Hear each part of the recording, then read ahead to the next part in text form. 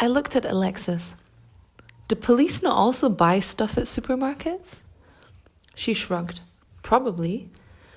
We waited about 20 minutes. The car didn't move. We couldn't see if anyone was inside the car, and we didn't see any police walking around outside. Fuck this. I want the biscuits. There's no way I was going through another evening without chocolate. I needed my sugary sweet stuff. Wait here. I'll be back in a minute, I said. We could just come back later, but I didn't want to walk up the mountain and then later down and up again. And what if somebody found it all? I walked down the steep path, all casual and touristy. Dum-de-dum-de-dum-de-doo, nobody looking at me, dum-de-dum-de-dum-de-doo-doo. All the yummy stuff was still there. I put it back into my Mary Poppins bag and walked very casually back to Alexis. We hiked up to our house, eating chocolate and talking about all sorts of stuff. But we didn't feel like going back home already. Big fluffy white clouds had moved in front of the sun, making the hike easier and less sweaty. We wanted to explore the surroundings. Behind our house, there were more buildings. One of them was a big 5-story hotel that was closed for the winter. We walked up to it. There was a fence around that we easily jumped over. Not one person anywhere. We walked around the building and found a swimming pool and an open window. I wanted to go swimming straight away, but Alexis had already started climbing up to the window. What are you doing? Maybe we could get in and have a look. I bet the rooms are nice, she said. The window she was aiming for was open on tilt. She gave it a bit of a shove, and voila, it unhinged and was open. They did not have a very good security system here, did they? And why had they left a window open for the whole winter? Come on, she called to me after jumping into the room. I climbed up and jumped in too. The room was very white. 2 separate single beds with white sheets and big cushions. I lay down on the bed closest to the window. Mine. Alexis lay down on the bed beside me. We could just sleep here. I don't think anyone will be here in the winter. But if we're going to stay here, I want a better room. The biggest, fanciest of them all, Alexis said, jumping off the bed and walking out of the door. I followed her. There was a big hall with huge windows. It looked more like an airport than a hotel. We walked around feeling super rich. We had a whole fucking hotel for ourselves. A whole fucking hotel. It felt exhilarating, strolling through the big building as if it belonged to us, exploring every room, jumping on the beds. We took a few clean towels and decided to use the swimming pool.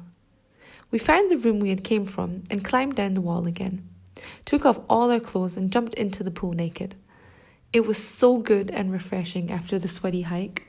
We swam around for a while until... Ah! Fuck! Get out! Alexis screamed, climbing out of the pool. I just looked at her, not knowing what was going on. What is it? What is it?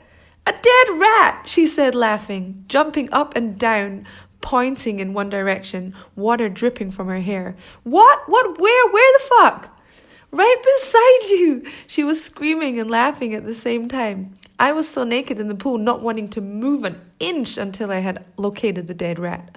I saw her. Poor thingy. That was not a nice death. She looked like she had been in there for a while. I swam in the opposite direction and climbed out of the pool. Alexis was still laughing. Next time, we swim in the sea, I said, and grinned. Have you got a towel? Shit, I think we left them in the room. So we put on our underwear and climbed back up to get them. Standing there in the white clean room, drying ourselves off with the white towels that were not so white anymore after being in touch with our vagabond bodies, I said, let's go and get our stuff.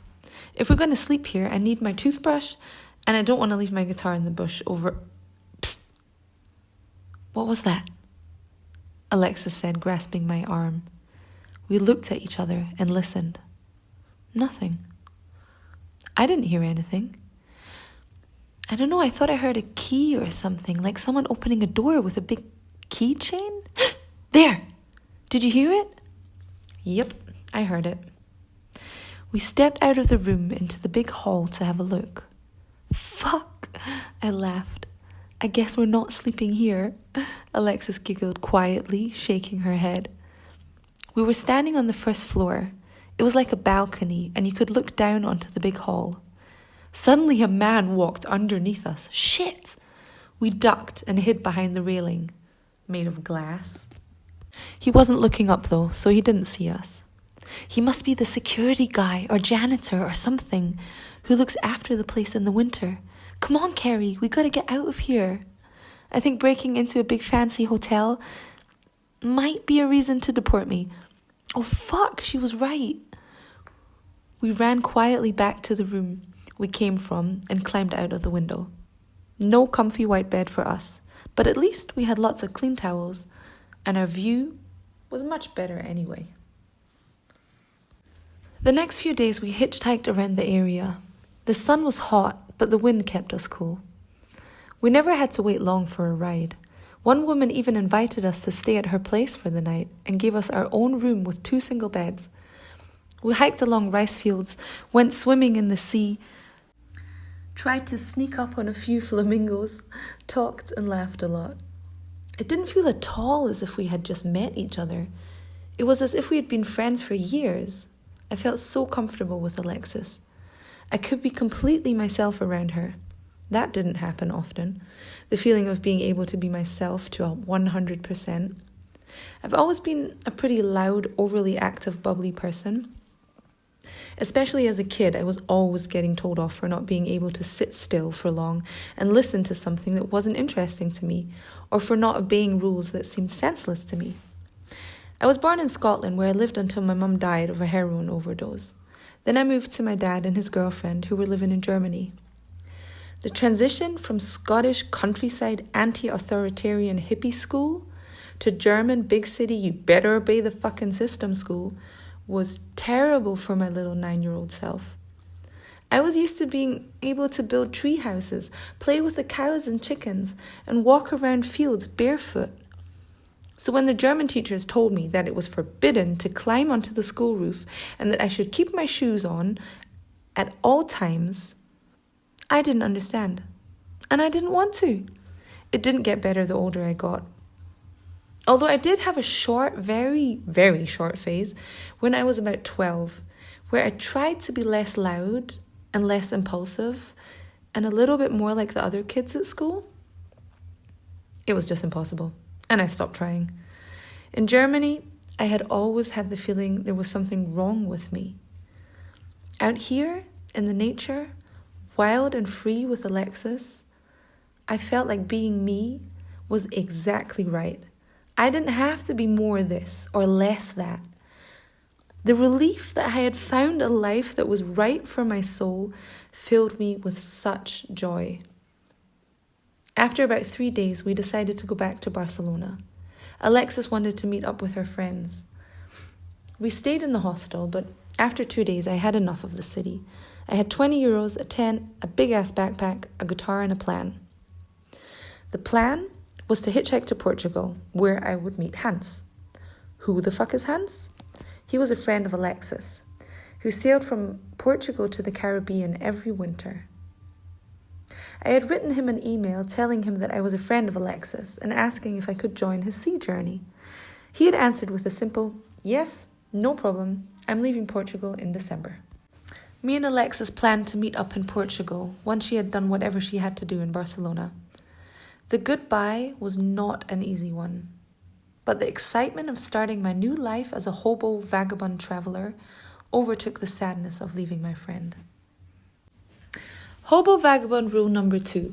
Do not hitchhike from inside a big city. Everybody thinks you're just a homeless bugger who wants to rob them, and nobody stops. I walked about 2 miles from the hostel to the nearest road that was leading out of Barcelona and onto the highway. It was very busy, and there was no space for the cars to stop. A very shitty place to hitchhike from. But I was still new to all this hitchhiking stuff, and I had a lot to learn. I didn't have a sign saying where I wanted to go either, because I didn't actually know any specific name of any place in between Barcelona and Portugal. I just knew in what direction I needed to go. I stood there with my thumb out and waited. and waited and waited.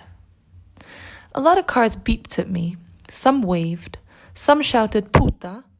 I would understand why later on my journey. And some looked at me with pity. But the majority just ignored me. After 1 hour of unsuccessfully standing at the side of the road, I thought I needed to change my approach if I wanted to get anywhere before nighttime. With my still very heavy backpack that I had now named Igor and my guitar, who was now named Harlot, my little street bitch, I walked to the nearest train station. While waiting for the train, I looked at the people around me. A Brazilian woman with 2 little girls dressed in pink, an old Spanish guy reading the newspaper, 2 teenagers with a cat in a travelling box, a girl about my age talking to someone on the phone, and a man in a suit who looked like he really needed a drink. I felt like I didn't fit in. I'd actually kind of felt like that my whole life, but this time it was different. In that moment, I didn't care. I was even a bit proud of myself for being different and not wanting to follow the normal path. The train arrived, I got in and drove about 4 stops. I hadn't asked anyone where to go if I wanted to catch a ride to the highway. I just looked out of the window and got off at a stop that looked less city and more rural. I figured I would easily find the highway from there. But nobody else got off at my stop. I looked around for someone to ask, but the train station was empty. It was a small town with only a few houses. Following my intuition, I chose a direction and started walking. I passed a few houses, looking for someone that might be in the garden that I could ask. But everything was quiet, except for a few green parrots singing their songs in the date palms, and some dog barking in the distance. After walking for about 15 minutes, I saw a blue sign that indicated the highway. I followed the road until I came to a roundabout. There were several exits, but no blue highway sign. I was confused and a bit lost. I must have looked confused and a bit lost too, because an Arabic guy in an old Fiat stopped and asked me something that I didn't understand. Guessing he was asking where I was going, I answered, "Autovia, highway." "Ah, yes, autovia, come. He motioned me to get in his car. I put Igor and Harlot on the back seat and climbed into the front beside him. He looked about 40, had big dark eyebrows, and an absolutely perfect nose. I wondered if he'd had a nose job, but decided he didn't look like the kind of guy that cared a lot about what his nose looked like. The music was loud, we didn't talk, and after a few minutes he said, "Autovia aqui." I took my stuff and said thanks. He had led me out on a roundabout that was leading to the highway, but it was the wrong side of the highway. I needed to go in the other direction, and it was impossible to get over the busy highway to the other side without being turned into roadkill. Standing there looking completely lost and out of place on that roundabout, Marcus stopped. Marcus spoke English. I explained that I needed to go to Portugal, but that I didn't know the name of any of the next big cities. He was on his way to Barcelona with a big black bin bag full of weed. He told me the next big city was Tarragona and offered me a ride. I thanked him and got in the car. He asked me where I was from, and I told him I was from Scotland. He got super excited. His favourite movie was Braveheart, and he had always wanted to go to Scotland, but now he had opened up a cannabis club in Barcelona and didn't have the time. In Spain, selling weed is not exactly legal, but you're allowed to grow it for personal use. So these shops called cannabis clubs exist. You can buy a membership card for 1 year, and there you're allowed to buy weed. But the clubs must maintain a strict membership system and restrict each member to a certain amount of cannabis to remain legal. So that explained the big black bin bag full of weed. When we reached the right hitchhiking spot, he got out of the car, helped me with Igor, and politely gave me a handful of his homegrown. It was about 12 p.m., and even though it was October, the sun was scorching. There were no trees that could give me shade, just the dustiness of the highway. I was already sweating just standing there with Igor on my back.